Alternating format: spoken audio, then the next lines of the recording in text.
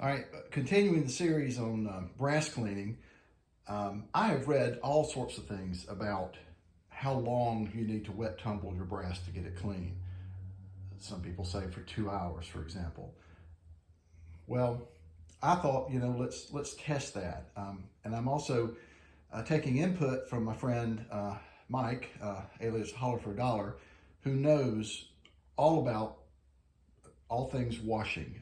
He's in the designs commercial laundries, and so he has given me so many tips, even like don't use as much laundry detergent as the instructions call for. You don't need that much, as the agitation does the work. And the same thing with the amount of detergent, Dawn or whatever, that you use in your wet tumbler. I found that I use too much. It's easy to use too much, and all you get are suds, more suds, and not necessarily better cleaning. And as for the Lemishine, displayed on the floor there, the Lemishine, which is just citric acid. So if you want to add this to your wet tumbler, you can go in the canning section and just get generic, citric acid. It's probably less expensive, although that container of Lemishine will last forever and a day, so not a big deal. And I'm using the Armor All Wash and Wax instead of Dawn, for the reasons I said in the other video, if you made your way through all of that.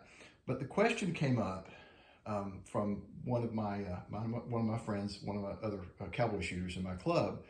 Well, gee, I'm not getting the same results. When I wet tumble, my brass comes out, funny colors. And how long do you do it? What do you use? How much of these materials? Well, as for brass, the Lemishine, as I understand it, has the effect of a water softener. So if you have hard water, the Lemishine will help with the cleaning. If you have soft water, you need less or maybe none at all.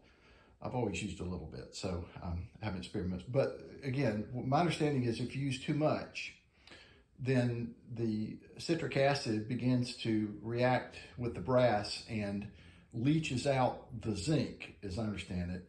And, I think brass is a alloy of zinc and copper. And when you take the zinc out, then the copper shows, and that's why your cases end up with a coppery or even kind of a weird pink tinge. So if you're having that problem, try cutting back on the Lemishine and see. And I've tried to cut back and how much I use, but when the question was asked how much, I'm like, well, gee, I just kind of put a squirt in there, like a free pour for a bartender. But let me measure it, and it's something I've learned. I don't believe everything I read. In fact, I believe less and less as time goes on, because if you test things, it's amazing what you learn, and don't just repeat, what other people say, or even things that are in, instructions from the manufacturer. It's like the laundry detergent. They want you to use more, so you buy more. So if you don't need as much, again. All right, so sorry for all the long intro, but what I've done here today is a test. I had read, in one place, another user of a wet tumbler said, well, I use a tablespoon of detergent, it's not very much, and 1/8 of a teaspoon of Lemishine. Well, I've kind of gotten where I do a sprinkle of Lemishine, but I've never measured it before. So I thought, let's give this a whirl and see what we get. So here's all the conditions. These are, what I've tumbled here are 38 special cases. Let me grab one to give you a look at what it looked like as it was fired. So these are not the nasty black powder substitute residue cases. These are 38 special cases that I loaded with red dot. Ooh, sorry for the bump. Smokeless powder. Red dot, different smokeless powders. Some are very smoky and very dirty, and some are very clean. I think red dot's somewhere in the middle probably. So, you can tell the case has been fired, but they're not nasty. And if you can see inside the case, they're as you expected. There's some carbon in there, but not too bad. Now, you may get a different result if you use a different powder, if you use a different load. Now, this is particularly true with 45 Colt with a cowboy load, because the 45 Colt case is very stiff, and so it resists unless you shoot a real high pressure load, that case is typically not going to seal the chamber on firing. And sorry again. So what you end up with, and again, it depends, sorry. What you end up with then is a case that doesn't seal well, and the outside of the case is going to be sooty. I mean, it might have a mark down one side, or the whole exterior of the case might be blackened. And that's a pretty good stain. I mean, you know, a dry tumbler may or may not take that off. And if you just wash it with soap and water, I guarantee you it's not coming off. That doesn't hurt anything at all, so don't worry about it. But what I'm saying is, even with smokeless powder, sometimes you can have cases, you know, that are pretty dirty. And so these are, I keep doing that. So these are kind of, you know, not as clean. You know, if you fire smokeless rounds, they're going to be at least this dirty, if not dirtier. Okay, so that's the before picture, if you get my drift. All right. So I only decap, and as I said before, I always deprime cases before I wet tumble them, and I just deprimed between 50 and 60 of those cases. So it's not quite the amount that I put in the wet tumbler. It'll hold a lot of cases, and usually it's easier just to do them in a larger batch, but I wanted to get this video out quickly, so that's the amount that's in there. And I didn't use as much water as I would with a larger load. I mean, I think I filled the barrel about halfway with hot tap water. So, you know, by the time it gets out here, it's cooled a little bit, but so it's not hot, not cold. Goldilocks, right? Just right.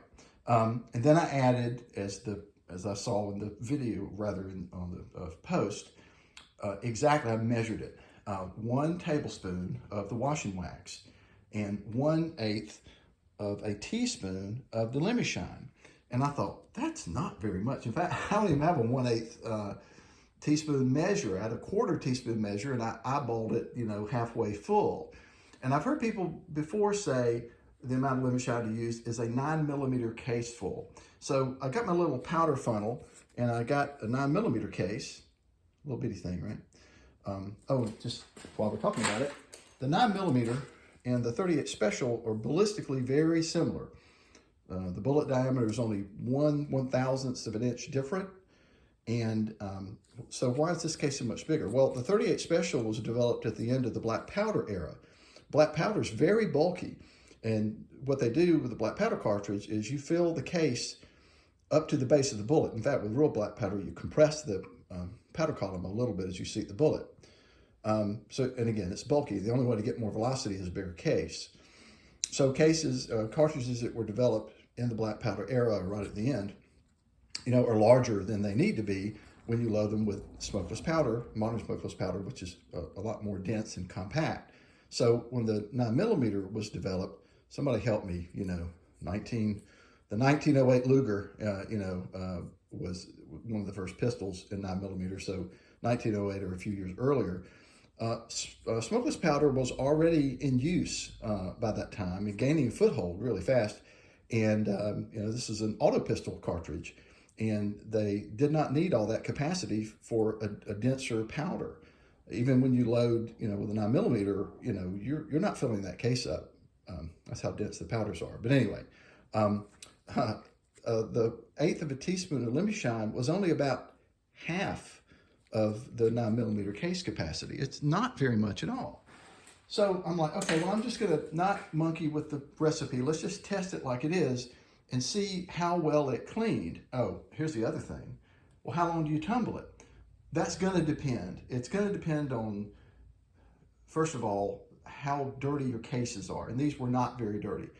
If the cases were really grungy, it's the black powder stuff, or they have been lubricated, a dirty powder, it's 45 cold, or some other thing that has a sort of a scorched exterior, it may take longer. So this is, it's going to be apples and oranges to some extent, but this is the type of load that a lot of cowboy shooters use. So I thought it was a good starting place. And again, 55, 60 cases, a larger number of cases in the tumbler, would that yield a different result? Maybe we'll test it. So my friend Mike has said, there's no need, and I listen when he talks about things like this. He said, there's no need to tumble your cases for an hour. If you're shooting smokeless powder, about 20 minutes is all you need. And if you run it longer than that, you're not gaining any benefit. Just a side note, I had some cases a long time ago.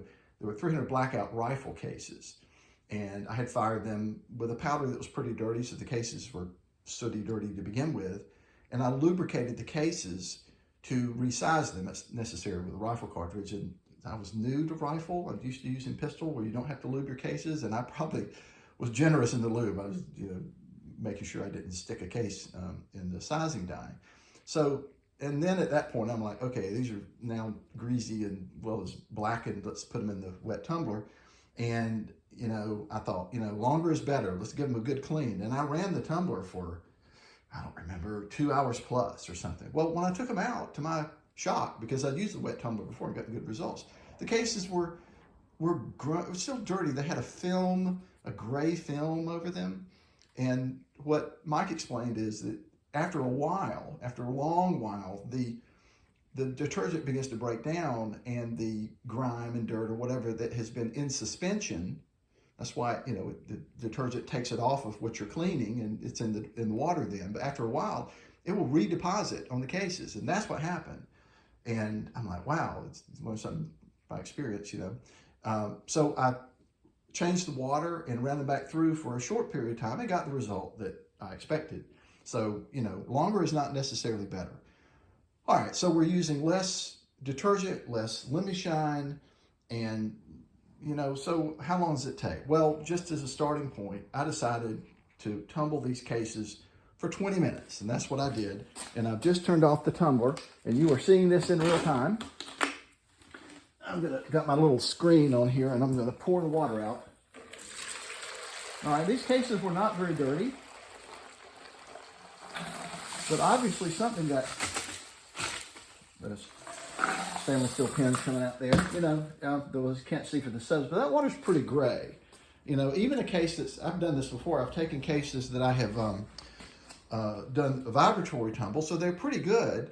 And you run that through the wet tumbler, and you always get dirty water. I mean, it is doing something, even with a fairly clean case. All right, so we saw the water. Let's see what was left behind. I got to way down to the bottom of the barrel to get to these cases, and I'm gonna have to pick up all these pins. This is one of the things, the labor-intensive part of wet tumbling is dealing with these pins. And when you can see that it's adhering to my hands, and look, there's some in the case, right? I mean, they're wet and they just kind of stick. So until you shake them out real good, they go everywhere, and then you got to deal with them. Okay, so after only 20 minutes with only that small amount, let's see how we did. Okay, so they look great on the outside. We'll check the primer pockets. You don't see anything in the primer pockets. They look good. Now, the acid test, of course, is how do the inside of the cases look? Do they look, wow, they are just clean. I picked through this, and I found a couple of cases that had, were not as clean as this. I mean, just like a little bit of, in the corners, right? It didn't get completely scraped out. And I know from tumbling dirty brass that if you leave it in a little bit longer, those pins will do that work. But after 20 minutes with, again, a tablespoon of the wash and wax detergent and a wee bit, 1/8 of a teaspoon of Lemishine, 20 minutes, this is what you get. I mean, I'm gonna play with this later and maybe try to pull it out at 10 minutes and see what it looks like. It's not a big deal, to between 10 and 20 minutes. But I mean, the point is, you do not necessarily have to run the wet tumbler, for 2-3 hours. And at some point it gets where it's actually doing more harm than good. You're not getting your cases any cleaner. I mean, you couldn't get them any cleaner than this, right? So again, I will experiment with a larger, I can imagine, again, I'm thinking sometimes that a larger amount of brass will get cleaner, but I don't know how these could get any cleaner. But I would expect that if you started with dirtier brass, it would take a little bit longer to clean it. So, and even with filthy brass, I mean, I have to experiment. I'm going to learn to experiment and test things rather than guessing or repeating what I've heard, because myth busted on that one. Don't tell me you have to tumble this stuff for an hour or more. You simply don't. So thank you to Vaquero Kid for asking the question and, getting me curious to find out the answer so that I can share it with you. Take it for what it's worth. It's worth every penny you paid. We'll see you on the range with our clean brass.